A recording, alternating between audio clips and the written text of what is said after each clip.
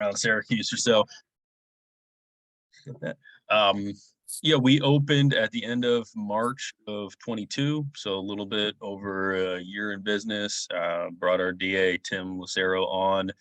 He started with us mid-March, about 2.5 or so months in. Kind of last week was the first full week, kind of really cut him loose, fully loaded up. And he had a good first week, landed a few jobs. I think, going through as we were doing ride-alongs and whatnot, I think the biggest thing is just getting more adept and nimble in the tablet, and that's just coming with reps. And I've just continued to tell him, I think once he gets up to speed on tablet product, I think he's gonna be pretty darn dangerous out there, because he has a lot of background in being in the home, selling, building relationships. He's very natural with that. So yeah, really pleased with how it started.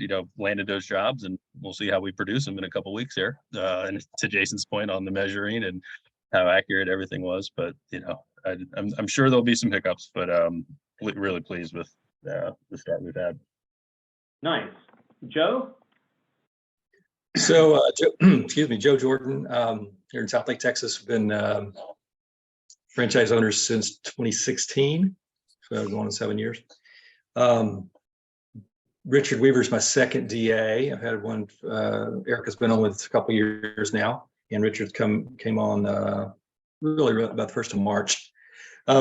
He's doing pretty well. He's got four jobs landed under his belt right now. Just looking at the numbers, there's about 41,000 sold so far. He had a pretty good month last month. He has worked with FCI before. He was 5 years ago. He was DA down in Southern California, so he's got some experience with it. Knows the business pretty well. His problems, I guess, I'm more concerned right now is just attention to detail. He's had a number of situations where, like for instance, yesterday we found that he had totaled up. We had a kind of a proposal for a customer that the job went well, but we had to do it in a couple of phases, and the final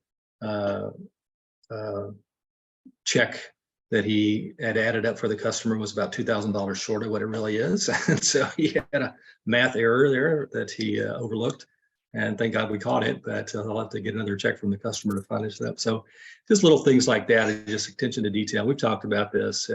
He does have some, he suffers from PTSD. He's a veteran, and so he knows he has some issues like that. So it's just things we have to kind of just be a little more aware of with him than maybe your normal DA, I guess. So, but we're learning to work with that. So I'm hopeful, that he's going to do okay. He loves the job. I think he's just a little slower start than I think he wanted. He was expecting he was going to come out the gates really racing since he had done this before, but combination of just issues that kind of going on with his personal life, as well as just the lack of leads we're still suffering with, have kind of contributed to a little slower start. So today he's taking his son to visit a campus in Oklahoma State. He just graduated, so they're doing a little campus tour today. So he's kind of off working today. Nice. Gabe, how about you? So we're in northeast San Antonio, a little town called New Braunfels. We started last July, and our DA is Patrick Shanahan, and he's doing okay. His biggest concern right now is the tablet. So I'm going to run some drills on helping him get smooth with that. He comes to us with flooring experience. His family had a flooring store, a couple in Houston and then a couple up in Austin, and then his brother moved on from that. Now he's a rep for one of the manufacturers. So his knowledge has been a kind of a blessing to the organization. He actually knows more than we do about flooring. His first 2 jobs went well. The second one, there was a little bit of a communication error on how he knows to do carpet and how we know to do carpet. So we had to communicate on that and try to make sure we were both on the same page. So once he's comfortable with the tablet, I think he's going to be off and running. And so we're going to work on that these next couple of days. But as far as his flooring and things, he's and another thing he's doing well is getting out there. He's been going to networking groups. His first 2 sales were Connect Bucket deals. So he understands we're not going to just sit here and wait for people to come find us. He's got to go out there and find the business. So that's huge. Nice, nice. Linda? Yeah, Linda in El Paso, Texas, where we have the heat, but we don't have the humidity, so it's not quite as bad. We've been in business, or I've been in business for 5 years, and Sam is my second DA. I think Sam is, I wouldn't say hit the ground running, but I would say he's hit the ground jogging. He's a little slow and methodical, which I think is probably going to pay off in the long run. So I'm totally fine with that. He wants to understand how everything works, and he doesn't want to make a mistake. And he wants to make sure that there's enough money in my proposal so I don't lose money. His background is he had his own awning business for a while. So he's been in-home sales, and he's also measured, and he also would do the installation. So he's kind of a jack of all trades in some ways. He's kind of quiet, soft-spoken, and it's kind of a change from my other DA that I had to let go last fall. And I just have to say it's very welcome. It's nice. Customers really like him. We're really low on leads, and I'm, that is kind of scaring me, that I feel like I don't have enough to feed him for him to be successful. So that's kind of where we are. I know, was it a week or so ago, he had 3 leads. He sold 2 of the 3. So I was pleased with that. He almost sold the 3rd one, but I think it was a product only, and they decided they didn't like something about the tile. But I think my challenge is, it's like bringing home your second baby from the hospital, and the older baby is not too happy about losing all the attention.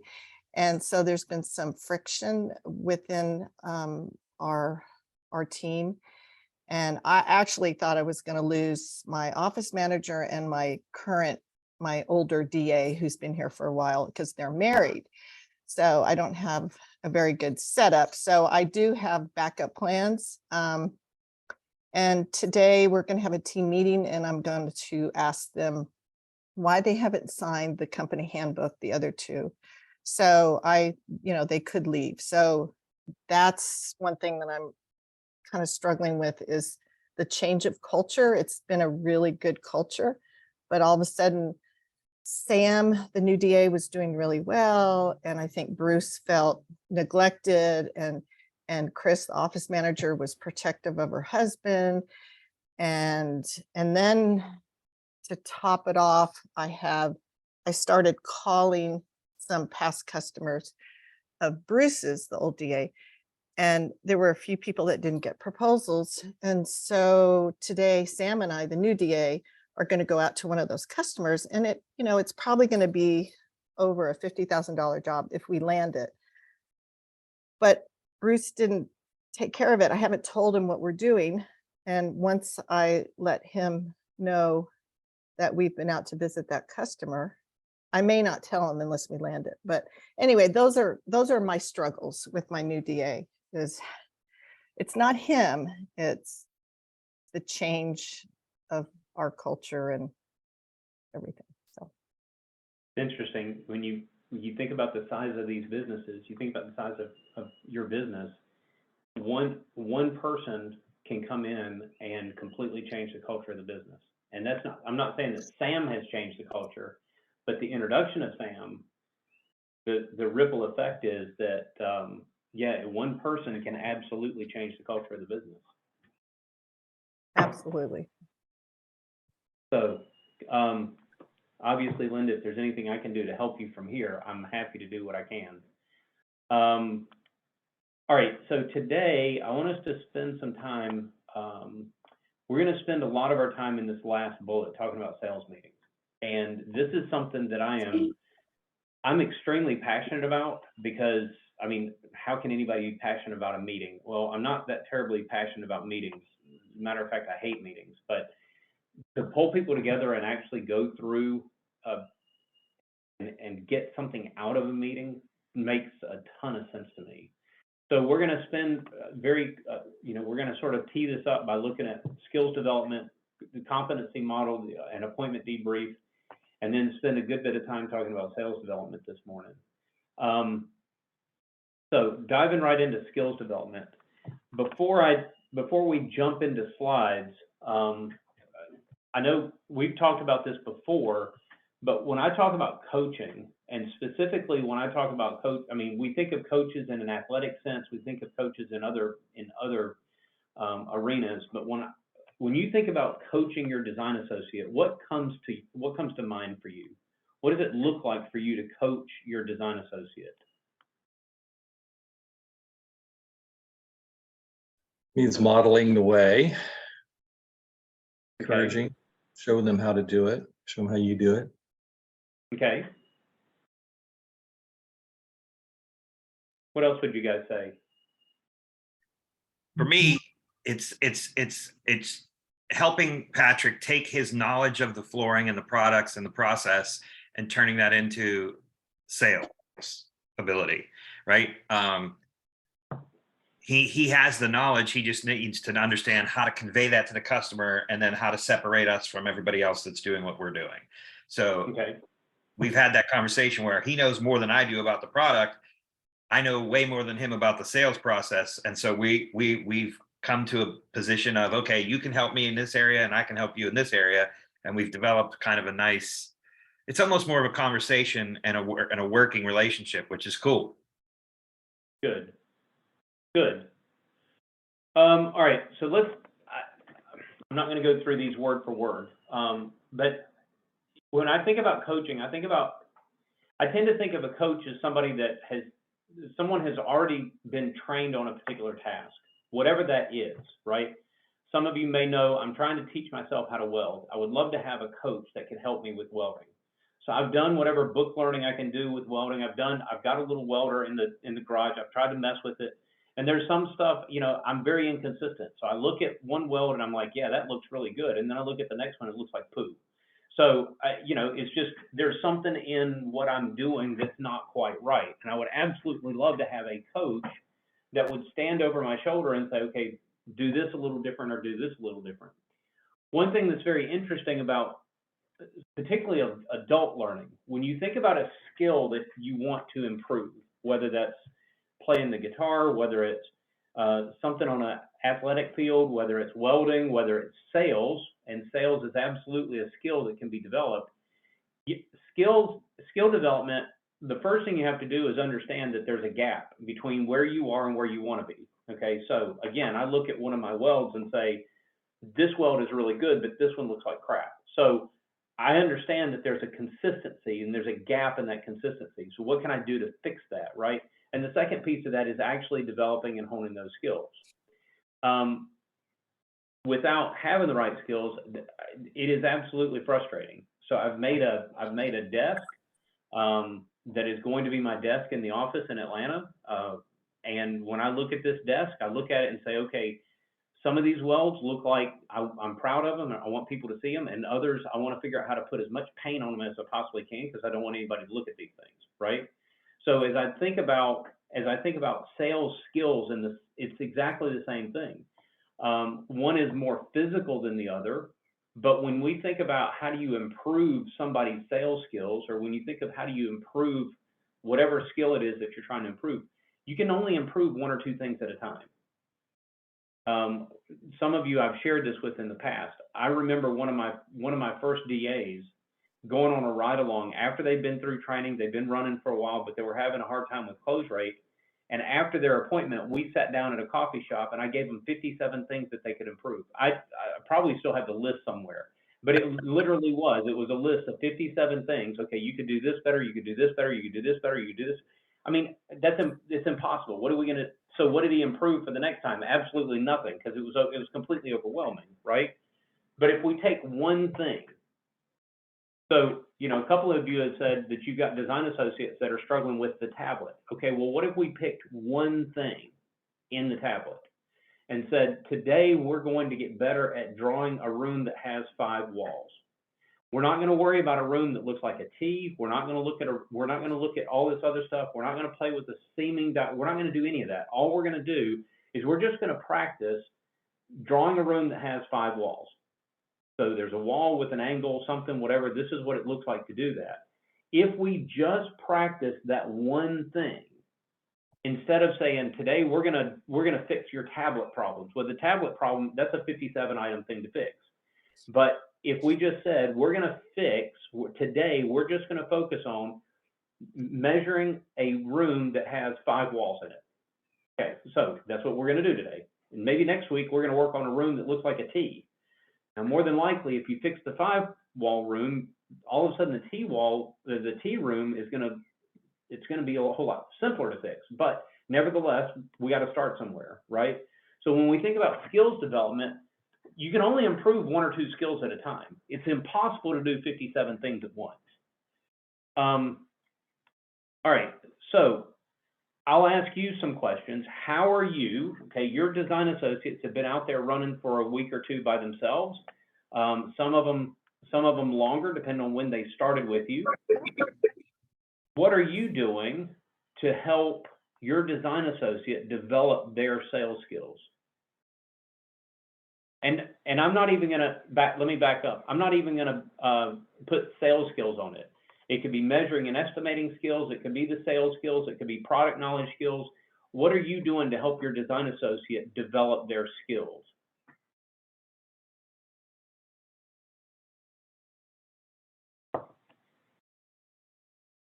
I think one thing we're doing is debriefing after each appointment and going through and getting his feedback of what he thought went well and what maybe he thought he could have done better. Is a big one. And whatever coaching point it might be, it's connecting. Okay, I'm giving you feedback on something that could be better, but connecting it to the why am I giving you feedback on that, to help him make that connection. It's not just I'm not just sitting here telling you to do something better. There's a point in this feedback because it's going to help develop XYZ skill. And I think that's been really, really important. And that's more so not necessarily, obviously it's okay, you want to measure better and estimate better because that's pretty obvious, the why there. But it's more so some parts of maybe, let's say, the inspired sales process of whether it's in the warm up or the company story, why are we doing those things? Could you have honed in on something here or there that help will drive the process forward? A couple things we do. Okay. Well, who else? What techniques are you using? This is the opportunity for you guys to share with one another. What is it that you're doing to help your DA improve their skills? So we've been kind of debriefing, looking at the proposals, kind of going through line items, making sure where there's questions about how he estimated a particular line item or not, or whether he's included all line items or not. So we've kind of gone through those just to make sure that we're thinking consistently about how we put together a proposal and things we want to look at. Again, that attention to detail is what I'm most concerned with right now. So that's kind of what we've been focusing on. Okay. So Brad mentioned debriefing after each appointment. What else are you doing to help identify what needs to be improved?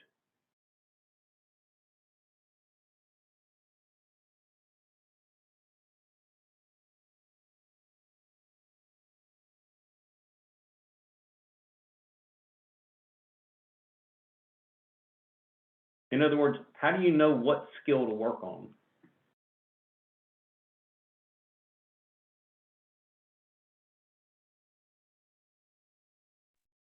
For me, it's just been communication on the process, and I try to break it down for the inspired sale is one thing for me. He says he feels comfortable with that. The technology is one area, and then product and presentation, the product is another one. And so just communicating with him after every at bat and saying, okay, how'd that feel? What did you like? What did you not like? What can we work on? I don't know. It kind of goes along with the debriefing one, but Okay, And well, and I think also taking the debriefing, for us maybe a little bit further, maybe I'll pop into the customer and see there was for a job that wasn't landed, maybe there was one option or only two options. And then we get into, okay, so that might be an example of, in terms of the skill of price gapping and building out different options. Was there something that maybe could have been done differently in this situation? And we'll talk about that. so I remember, when I was a franchise owner, I remember Albert Hermans was my ops coach. And it used to frustrate the crap out of me, when, we'd be on a weekly meeting or a biweekly meeting with Albert, with my ops coach. And he'd say, well, you just need to improve your close rate. Well, it's great. What do you want me to do? I mean, what does that mean? Increase my close rate, right? And so one of the things that I've tried really hard with my design associates to do is to never just say, okay, you need to increase your close rate. Yeah, of course, I want to increase my close rate. But what do you want me to do? What needs to happen in order to increase my close rate? What needs to happen in order to increase an average job size? What do I need to do to get more proposals? Okay, yeah, it's wonderful to just to look at somebody and say, okay, you need to get more proposals. Okay, but what needs to be done, right? So it's one thing to look at a KPI and say that's a KPI that needs to be improved, but how do you dig into that KPI to figure out this is the thing that needs, this is the skill that we're going to work on that's going to help that close rate. So maybe the skill is, Gabe, you mentioned sort of the 3 pillars that you use, right? All right, well, maybe within the inspired sales skill, today we're going to work on the inspection video, and that's all we're going to work on, right? And if I work on just the inspection video today, is that going to improve my close rate? Probably not. I'm probably not going to see a statistical improvement in my close rate. But if I work on my inspection video this week, and then next week I work on my reference list, and the next week I work on price conditioning in the company story, and the next week I work over the course of time, those little improvements are going to improve my close rate, right? And so this is where I want us to be able to hone in on this a little bit, because I think it's really important as the coach for you to be able to say, I'm not the coach, you're the coach. As the coach, for you to be able to look at your design associate and say, okay, this is a KPI that needs to be improved. But now what is the key skill? What is the most important skill that we need to work on in order to be able to fix whatever KPI is? And understand that it's not going to get fixed in a week. It's not something that happens. I mean, I wish it were. I wish that, okay, sorry, I'm going to have to do it. I wish that we all had the cheeseburger story that just overnight, boom, there it is. And now my close rate is better. Good, that's great. Whatever, but it's not always that easy to be able to just pick one thing and now all of a sudden things have changed, right? So what do I do with my design associate? And it really is small things. Now, I love, Brad mentioned doing the debrief. Okay, good. If this helps you, use it. If it doesn't help you, that's okay. Don't use it. This is a debrief flow chart that has been around for a long time, and it is just a way of trying to identify this is 1 or 2 things that we can work on this week. That's it. This debrief is not, it's not intended to figure out, okay, how can I go back and land that job? That'd be nice. The debrief flowchart is really intended to give you, this is how I'm going to figure out what we're going to work on this week. So I get to step 8. The design associate comes back into the office. They didn't land the job. Okay, good. What was the reason in step 8 when you showed them the price? What was the reason that they did not buy from you? And then as the coach, you're listening for 2 different answers. One answer is, well, it was a buying question. They couldn't do it right now, or they felt like they had to wait until the spring or whatever, right? They weren't comfortable with the payments. Okay, good. So if it's a buying question or if it's a time objection, now I'm looking for maybe there's something in the walk of life that we're not doing right. Maybe we're not offering, to Brad's point, maybe we're only offering 1 option or 2 options. Why aren't we putting together a 3rd option for them? Maybe we're not figuring out exactly how they could pay for it, right? So then all of a sudden, if it's a buying question or a time objection, now my focus for the next week, we're going to dive into some sort of closing skill. It's not always going to be the walk of life, but we're going to work on something in the close. But if, when I show them the price, they give me something else. So they tell me, you know, I've got to get other estimates, or, you know, there's a tree that fell in my backyard. I don't know, whatever it is, right? Then I'm going to go right to step 7. What did they say in the pre-close? When you ask them, other than price or payment, would there be any reason we couldn't get your job started? What did they say? And this is one of the hardest things, honestly, this is one of the hardest things as a coach to sort of get yourself to do. You really want to hold some tension around getting the design associate to tell you word for word what it was that the customer said. And this is your way, honestly, there's sort of a, you know, there's always, in training, I like to get a primary outcome and a secondary outcome. The secondary outcome of doing that is I'm trying to also help the design associate learn to actively listen. I can't tell you how many DAs come to me and say, oh, I'm going to be great at the warm-up because I can talk to anybody. Yeah, but can you listen to anybody? That's what's the key. Not that you can talk to anybody, but can you listen to anybody? So if they tell me, no, it really just comes down to price. Okay, well, then I'm going to dive into what did they say during the close, because more than likely there's something going on in the way that we're trying to close. If they give me a negative pre-close, so they say, well, I'm still going to get other estimates. Okay, how did you respond? What were the answers to the transition questions at the beginning? Things to look for. Maybe they're not using a reference list, or maybe they're not calling the reference list. Maybe they're not asking the transition questions correctly. Maybe they're not shooting the inspection video properly. So at step 7 is sort of my, is it something that has to do with the close, or is it something that we're working on before the close? And again, all I'm trying to do, I'm not trying to figure out how to land that job. What I'm trying to do is I'm trying to figure out what is the one thing that we can work on for next week. What is the one thing that we can really focus on for next week? That's it. All right. There's also the competency assessment form. Okay, so part of the reason that I have you guys really work through and do evaluations during the Inspired Sale Week, one, I do want the feedback. That is the primary thing. It helps me design what we're going to do the next day. And this class in particular was quite fun for me. There have been other classes that are not as fun, but this class was actually a pretty fun class because there were people in this class that had some real sales experience. And so on that Friday, I was able to sort of go a little further than I normally do when it comes to sales stuff. We went a little bit further into some sales skills than I normally do. I had franchise owners, brand new franchise owners on the call that were sort of perplexed, but some of the guys that really do have some good sales background really picked up on it and ran with it. So one of the reasons that the secondary reason that I ask you guys to fill out this evaluation form for me is honestly so that you get in the habit of doing it. I can't be in a ride along with your design associates, but you're there. So this is just a tool. Again, use it or don't use it, but it's a good tool to help you understand and to help you be able to give somebody very, very specific feedback. And the reason it's so detailed is because this is a great way for you to be able to identify this is what we're going to work on next week. So yeah, I can just give somebody generic feedback. Oh, you did a great warm up. Okay, good.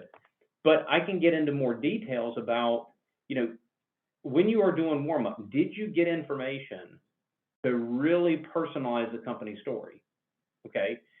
Did you make sure that, you know, like this, getting engagement from all the stakeholders? Yes, the husband and wife were there, but during the warm up, you spent most of your time talking to the wife.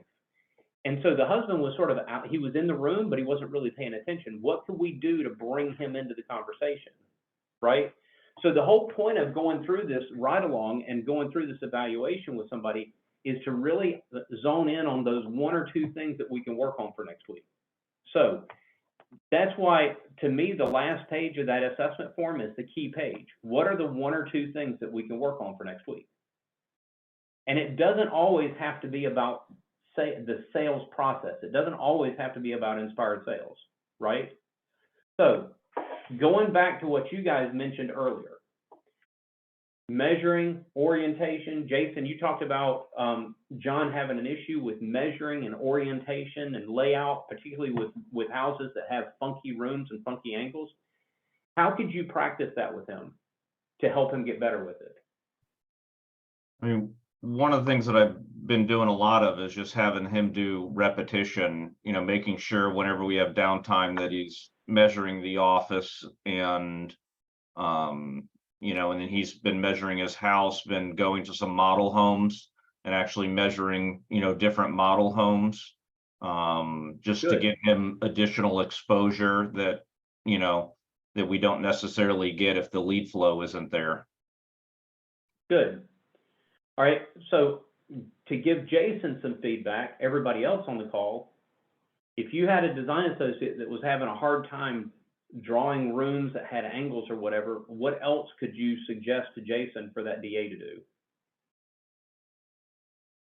I always Well, try to, oh, sorry. go ahead. Go ahead. I was just gonna say, I always try to break things into rectangles.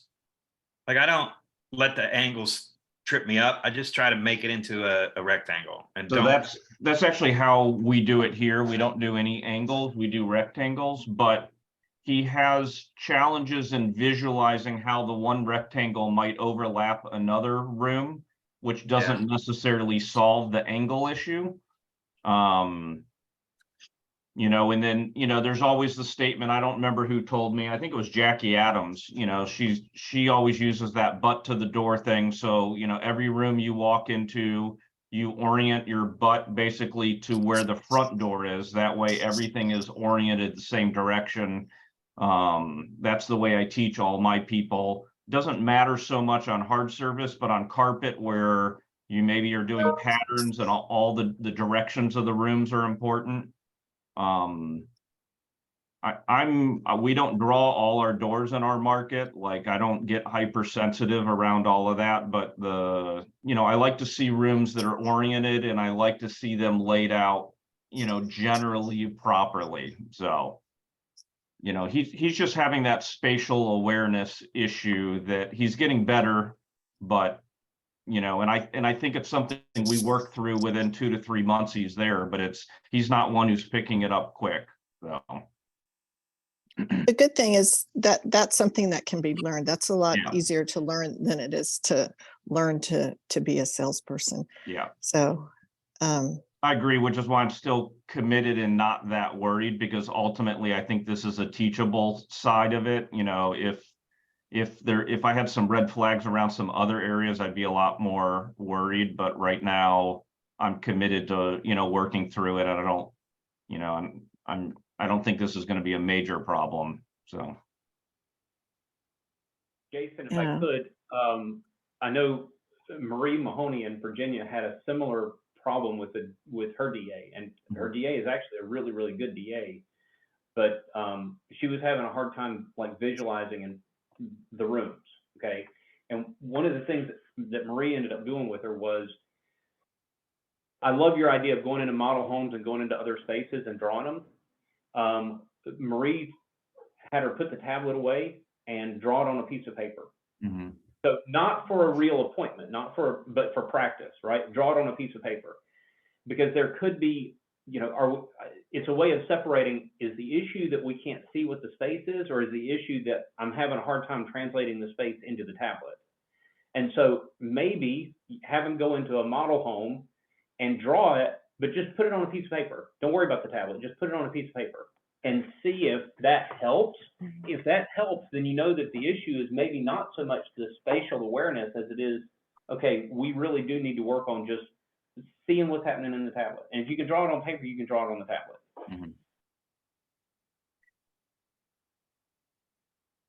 Mm-hmm. All right, so Brad, you mentioned that Tim was having issues with the tablet. What are some of the things that you're seeing that he's struggling with there? And let's see if we can give Brad some feedback on, these are some things that we can practice. Yeah, it was drawing drawing the rooms has been okay. I think it was just a little bit when he gets into the room menu and you're kind of just forgetting things here and there. So it's doors and kind of connecting, okay, why do doors, transitions, where we need a transition, where we necessarily don't need a transition. I think we were getting a little bloated there in some cases. I think some of it is kind of identifying where we need or potentially need subfloor prep, things like that, baseboard. It's like all the ancillary stuff that can be a small thing in a vacuum, but can certainly add up a lot. So it was more so, I think he got the big picture, or you can, for the most part, get the room drawn, but it's all sometimes the little details that go with each of the rooms. So I don't know. It's some of that I know is just getting reps and being out in the field and being more, getting more comfortable and noticing things. But other, I don't know, open to any feedback or suggestions to try to keep picking up those all the details. What do you guys think? My thing that I do here locally is I find the stepping back and taking a picture of the whole room to be really beneficial for the, whoever's handling production, So I actually don't super stress over all the little transition strips and all that on the sales process. Like, I just make sure we have enough margin built into it to cover it. Like, if they miss a couple transition strips in the line item, I'm ultimately not hung up on that, but I want to catch it in the review stage before I actually go order materials. So I like to make sure that we've got, pictures of the room. That way I can glance at it. I can see what baseboards there. I can see what transition strips might need to be, might need to be there. So I kind of use it more that way rather than making sure that they know everything, because I want them focused on delivering price and closing and not worrying about how detailed the estimate is.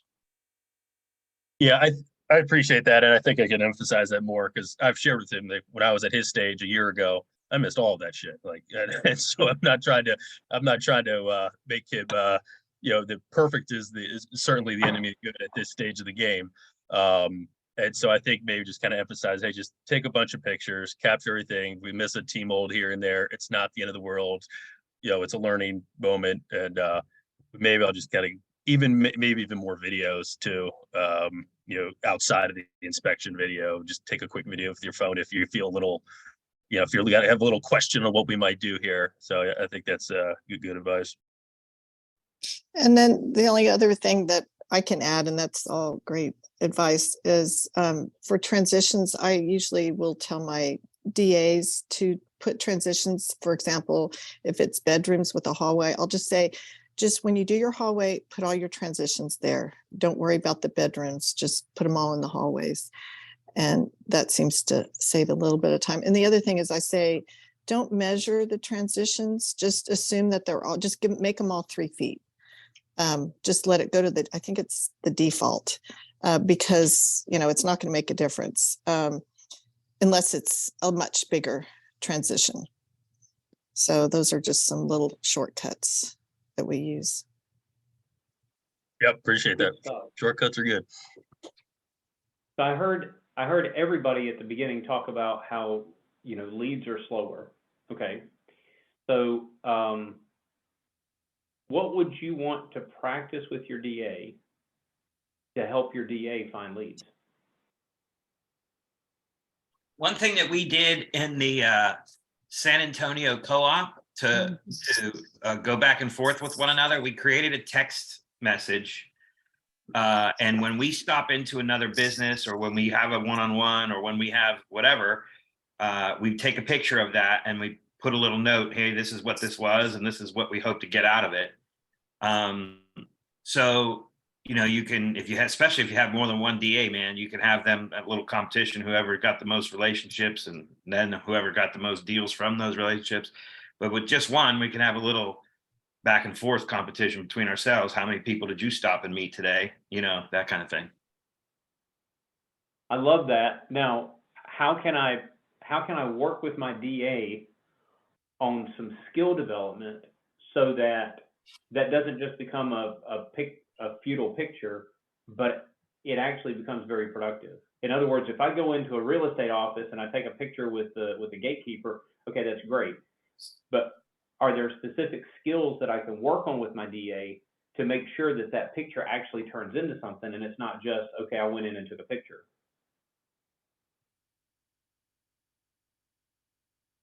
I mean, Patrick has been with me when we've done that, and he's watched me do it. We've talked about the one-on-one process with a B&I person, like, okay, it's not just sit down and get to know each other. There's actual key questions that you want to ask, and then actual pieces of information you want to give to them so that they understand how to bring you not just leads, but qualified leads. Mhm. Good. What else can we practice along those lines? How else can we challenge our design associate, and not just challenge them, but then work on with them so that they get really good at developing their own leads? Well, I guess one thing that that I can think of is, for example, I needed to borrow a forklift because we had to return some material, and I don't have a forklift. But I know that one of the neighbors in the next building over had a forklift, and I know another neighbor had used it. So I went up there and I met the guy and talked to him, and I walked away with an appointment. And so I came back to my team and I said, look, I was just going to borrow a forklift, and now I have an appointment. So that's the mindset that I want you guys to have when you're out and about. Just always be thinking, who needs floors? And we have this really cool app, a digital business card with a mini website. And I said, have it on your phone and give it to them, and they can make the appointment right then and there. You don't have to do anything. Good. Okay.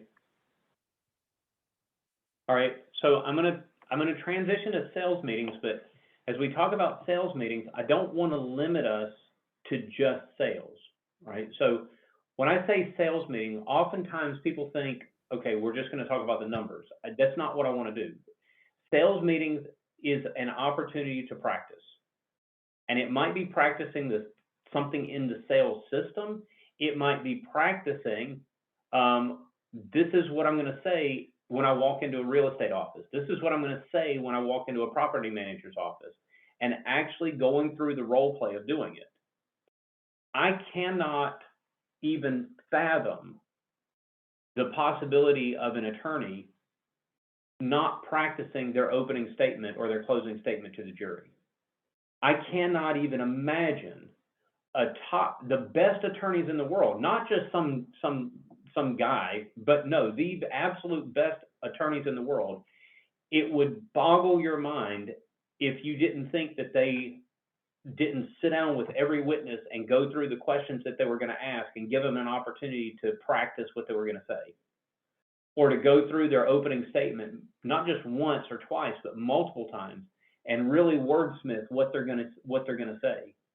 This is why I was saying earlier, to me, this notion of actually practicing what you're going to do, I don't think we give it as a whole. I don't think we give it enough credence.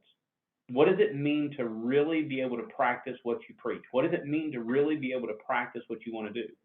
So it's nice to be able to go to a DA and say, I want you to go and knock on these 3 real estate offices' doors today. Okay, great. They go knock on the door, but then what? Because they don't know what to do when they get inside. And then it's another level to go in and say, okay, this is what I want you to say when you go inside. It's a third level to make them actually say it to you and give you guys a chance to role play what that looks like. Same thing when you're dealing with the sales system, right? It is very, very important to spend time and actually practice this. I remember, and the reason I picked this picture, I remember when my son was about the same age that this kid was. My son came to me and said, I want to be able to play the guitar. Okay, so I went out and bought a $20 or $25 cheap guitar for him to get started with, and signed him up for lessons. Well, he goes to his first lesson and he comes back and says, "Why I want to quit. I don't want to do this." I'm like, "Wait a minute, I don't understand." He goes, "No, I don't want to practice the guitar. I just want to play it." I'm like, well, that's not how that works. I mean, you don't understand. That's not the way life works. Nobody is just, okay, okay, there's things that we're naturally skilled at, but even people that are naturally skilled at things still practice to get the most out of that skill that they possibly can. And this idea of, okay, I'm going to actually set aside time during the week with my DA so that we can practice the things that are the most important to me right now. Right now, that might be measuring in the tablet. It might be picking all the right things in the tablet. It might be working through different elements of the company story. Not everything. I remember one practice session we had where we literally spent an hour and a half practicing the last 10 seconds of an inspection video. Not the whole inspection video, just the last 10 seconds. So that when that inspection video finished, it really gave a good punch. So how do we practice the small things in the system, whether it's the sales system, whether it's this is how I talk with a property manager, this is how we do this is how we do this, whatever. Vince Lombardi said, practice does not make perfect. Perfect practice makes perfect. So you do have to know what you're doing. All right, I want to play this for you guys. Some of you maybe have seen this. This is an old, this is not new. This is an old, could have had this pulled up. This is an old interview that was done on 60 Minutes some years ago. Let me pull this up and get this queued up for you guys. And it was an interview done with Nick Saban. I assume that you guys know who Nick Saban is. Nick Saban, the Alabama football coach.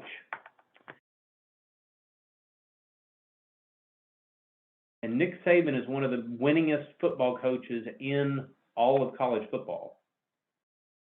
Now, I'm not a Nick Saban fan. I'm not an Alabama fan. But I will say that his approach, Saban's approach to practice and getting it right is something that can absolutely be translated into the work that we do every day. So let me just cue this up, share the screen, make sure the sound is being shared, get all the technology to do what I want it to do. Okay, see if this works. College football. To get a sense of how Saban has driven Alabama to the top, we begin with an afternoon in early August. An energized Saban couldn't wait to get to his favorite part of the day. All right, blow the horn, let's go. To practice. A thunderstorm had forced his team indoors. Top hat, set, go. But it didn't dampen Saban's passion to teach his players the finer points of football. I want you to step. We're not getting much out of this, guys, because you guys won't do this stuff right. Do it again. No, bring it back. Do it again.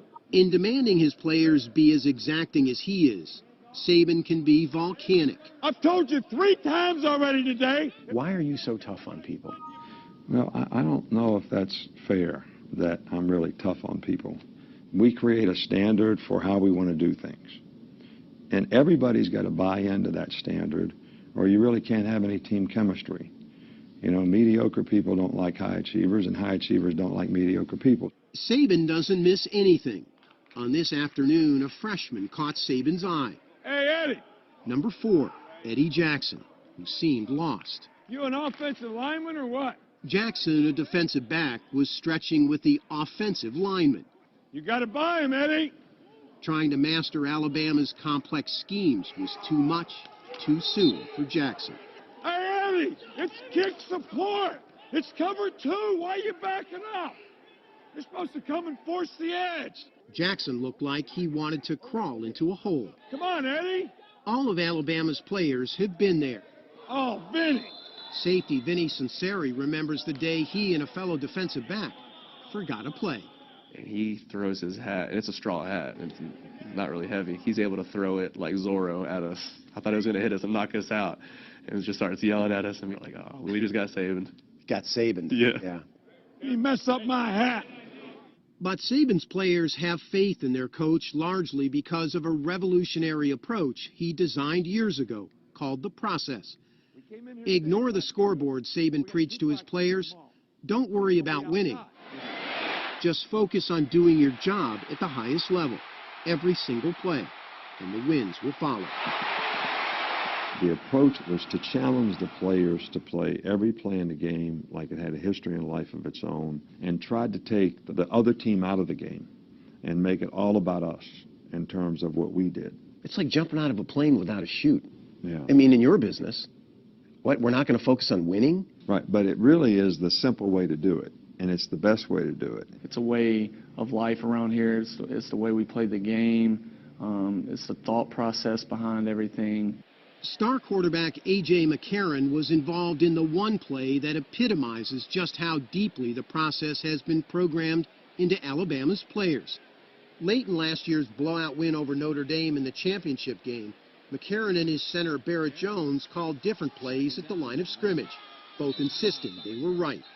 A bizarre shoving match ensued on national TV. Saban loved it. The game's probably won, and Well, they're it's still 42 trying to to get 14. Yeah, they're still trying to get it right, all right, which to me is the kind of pride in performance that you want in the players. Can you see the critics saying, come on, coach, just take a breath, relax, enjoy the Right, moment? I can see people saying that, but we're still coaching. We're trying to get them to do it right. I don't ever want the players to relax in a game. Saban urges his team to do things the right way all the time. So when this player arrived late for a meeting because he was busy taking out his earrings, it didn't go over well. Number one thing, be on time, because it shows you care. All you're telling me is your earrings are more important than your damn football. Saban never lets up, no matter the state. All right, I'm going to stop it there. When I send you guys the presentation today, the link is here if you want to watch the whole. It's about a 15-minute interview, but this is the part that I specifically wanted us to pay attention to here, right? So Saban's whole focus was to just do your job at the highest level every single play, and the wins will follow. And I'm convinced that if we will do what we're supposed to do, and if you get your DAs to do what they're supposed to do on every single appointment, so having a great setup call, having a great warm-up, going through the process, doing the things that we're supposed to do every single time, the close rate, the average job size, the revenue per proposal, the money is going to follow. If we do it right, now, everybody has to make it their own. So that doesn't mean that we're all doing it exactly the same way. The beautiful thing about the way that this system is set up is everybody gets a chance to sort of personalize it and figure out what works best for them. Great. But when your DA figures out, this is what works for me, good, then do it that way every single time. I was looking at the numbers for last month and noticing some DAs that are really normally very high performers that had an off month last month. And it wasn't because of the number of leads. Their close rates went down. A lot of things went down. You go back and talk to them and realize, well, yeah, I always do a setup call, but I really quit doing that last month. I always do this, but I quit doing that last month. Well, why'd you quit doing it? Well, you dig in far enough and you realize, I just got lazy. Okay, well, let's get unlazy, because that's where, the lack of discipline and the laziness comes in, and that's what kills us. Like I said, I'm not an Alabama fan, but I absolutely have a ton of appreciation for what Nick Saban did with that program, and just focus on the process, do it right every single time, and the wins will follow. Now, there's a lot of slides here, and I'm not going to go through these slides in incredible detail. I'm going to send you this presentation. You're going to have this. You can go back and read back through it. I'm not going to read to you. But when you think about doing a sales meeting, the whole point of the sales meeting is to practice. That's it. And it doesn't have to be, you don't have to, okay, we're going to practice the company story. It's too big anyway. It might be today that we're practicing walking into a property manager's office. It might be that today we're practicing making phone calls to moving companies to figure out who they've moved into the area. It might be that we're whatever it is, right? We're going to practice measuring spaces today. I'm going to encourage you, what's recommended is 2 90-minute sessions a week. I'm going to encourage you to at least get to 1 a week, where you are purposely setting aside an hour and a half, 1 time a week, to just practice skill. Now, I know on your calendar that's really, really hard to do. I also know that, like, Joe and Grant have been meeting with all of the NFDP design associates. And the NFDP design associates, they've had like a 5-call series. and they've had 100% attendance. It's incredible. And it tells me that the design associates want to learn. The DAs want to be coached. You know, are we going to coach them? Are you going to coach your DA? They want this. They actually, oh, nobody wants to go into a room and do role play. It might not be the most comfortable thing in the world, but they actually do want to be coached. I'm sure that getting Sabaned is not a fun thing, but I also know that every one of those players, when they look back on it, they appreciate the work that he did with them to get them where they ended up. So there's some sales meeting basics, right? We're going to praise in public and correct in private. One of the things that I really try to do is to begin and end on a high note. So celebrate the small wins, right? Celebrate everything. The most important thing here is to be prepared. So you are the coach. When you are with your design associate, you are the coach, and you've got to be prepared. You can set ground rules. Again, I'm going to give you these to you. You can change them, do whatever you want to do. A couple of things on here that were really key for me. One is we're going to practice the way that we play. So if I had a DA show up in cutoff shorts, that doesn't work for me, because that's not what we're going to do in a customer's house. And if I had a DA show up late, that doesn't work for me, because we're going to be on time every time, right? So there's some key ground rules that you need to set your own ground rules, but you need to have some ground rules that this is what we're going to do. But just help everybody understand that the reason we're having the sales practice or the sales meeting is to just get better. That's it. We're not here to beat each other up. We're here to get better. As the coach, you've got to be prepared. So you need to have an agenda that is based on need.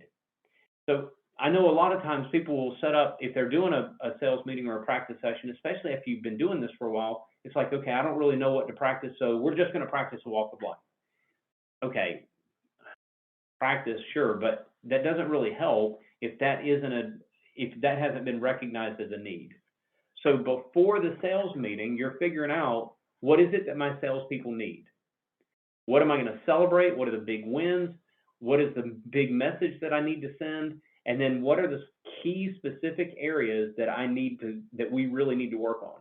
And maybe it is the last 10 seconds of an inspection video. Maybe it is walking into a real estate office. Maybe it is measuring a 5-sided room, whatever that is.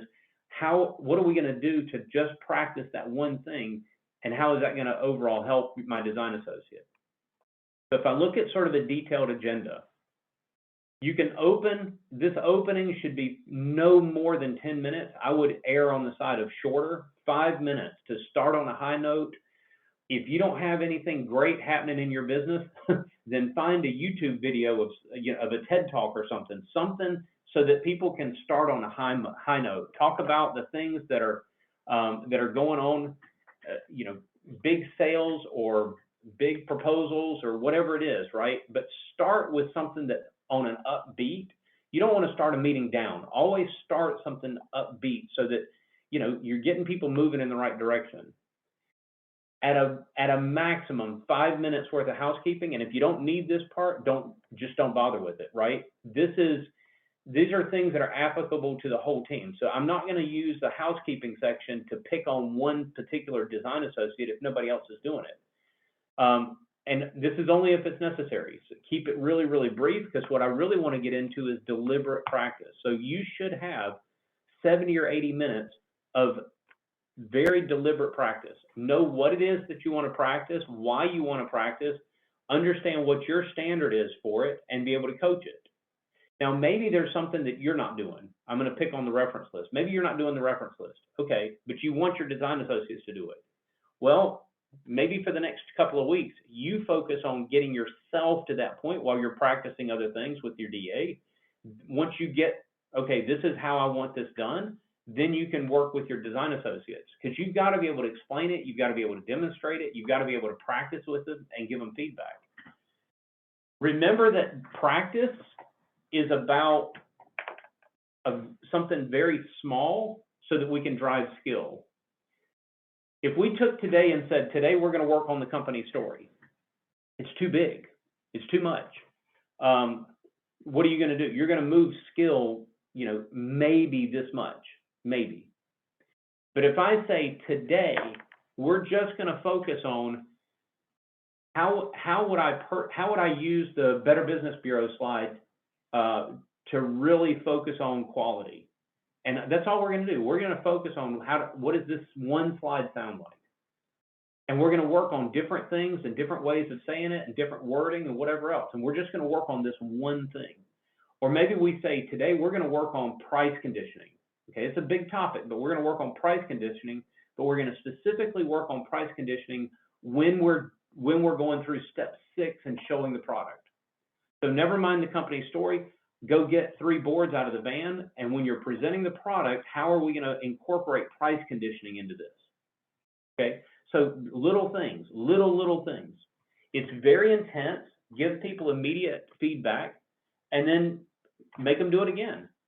Nobody learns in their comfort zone. We all learn when we're not comfortable. I don't know why the human brain is set up that way, but for whatever reason, none of us learn when we're comfortable. We have to get uncomfortable to be able to learn, and that's especially true when it comes to skills. So deliberate practice, you can do hot seats there's a lot of different ways to do it. You can play games with one another. Competitions are great. I really look, everybody's got a Zoom account now. If it's just you and a DA, maybe you team up with another office. Maybe we're going to always practice Friday morning this time or Tuesday morning this time, whatever it is, and you've got 2 or 3 offices that are together and you practice together. Yes, in person is maybe more fun, but if you want more people, then bring more people. Maybe there's a part of the system that you're not that comfortable with, or there's something that you're not that comfortable with, and you bring in a guest speaker to help you with that piece. No problem with that either. Couple of things to note. When you're going through practice, whoever is the sales manager is always in control. So, Gabe and Joe decide, hey, we're going to practice together. And so Richard and Patrick and Gabe and Joe, the 4 of y'all are going to get together by Zoom, and you're going to practice together. Okay, that's great. But this week, Joe he's putting on the hat that says sales manager. So that means Gabe has to be a DA. And so now Joe is the sales manager for these 3 DAs for this practice session. There has to be one, because there has to be one person that's actually in control of it. And the sales manager during role play is always the customer. The sales manager has to always be the customer. And the reason that I say that, if you let one of the design associates be the customer, they're liable to go they're going off in a weird path, oh, I can't do it because, I just bought an elephant and, what am I going to do? They say stupid stuff, and you're trying to get somebody to focus on a very specific thing. So the sales manager has to stay control. Just keep in mind that practice is focused on moving skill on a small piece, not just dusting the whole system. You can't just do a crop dusting and expect that everything's going to work out. This is truly about pulling individual weeds. And then end your practice session on a high note. Take 5 minutes at the end to wrap up the meeting, record some takeaways, maybe some goals, set up a competition, whatever. I've had the opportunity to see some other companies that are using a very, very similar sales system and doing practice meetings and whatever else. And as you get bigger and bigger, there's some really cool things that I've seen other people do as a way of making this really fun and making the competition really, really fun. Salespeople by nature are very competitive. And so it makes sense to bring competition into this at some point. It doesn't have to be monetary, but it's some way. So just to sort of wrap this up, there is absolutely, there is power in deliberate practice. Really, really power in deliberate practice. The key to this thing, you've got to know the system, or at least whatever piece that it is that you're practicing. Model it, keep it interesting, collaborate with others, and have fun with it. So yes, I gave you a lot of words really, really fast, only because I wanted you guys to be able to talk with one another too. What have you tried with practice? What have you tried with with working with one another. Have you tried to sit down and actually go through practice sessions with your DAs? What are you guys doing that's working? How does this hit you?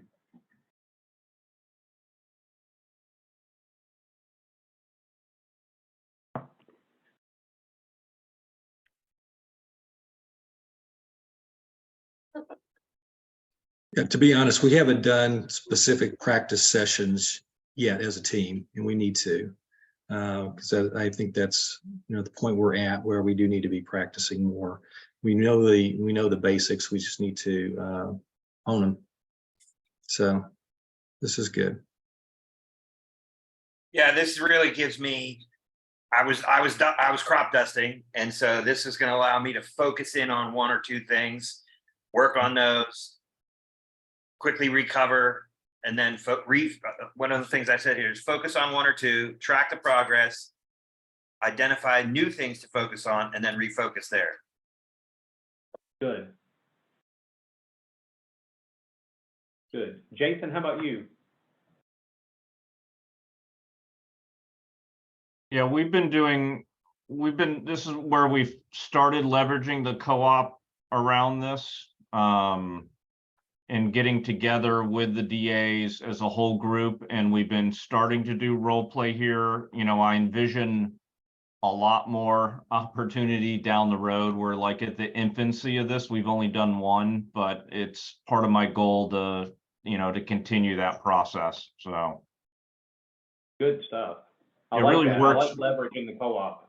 Yeah, it works when we can get a lot more, you know, because you know, I've tried to do it, you know, when it's just been like me and another DA or whatever. It gets a lot more interesting when you've got a lot more people in the room. So. Sure. Yes. Good. All right. So your next sales leadership call, you only have one more, and you will be with Chad in 2 weeks. So 2 weeks from today, Friday, June the 16th, from 10:30 a.m. to 12. Chad is going to spend some time talking with you about business management. So effectively running the business by the numbers and specifically pulling that DA into that equation. So you won't want to miss that. Thank you guys for your time and attention today. I will, once the recording has been downloaded and then uploaded to YouTube and put out on YouTube, I will send out the recording, and I'll also send these slides out. You can go back through if you want and pick out some of the, I don't like reading slides to people, so you can go back and pick out little details if you want from that. But I really appreciate you guys being on today, and look forward to seeing you guys whenever and wherever it is that I see you next. Thanks, Arlen. Thanks a lot, Arlen. Thanks, man. Have a good day, guys. Good stuff. Take care, guys.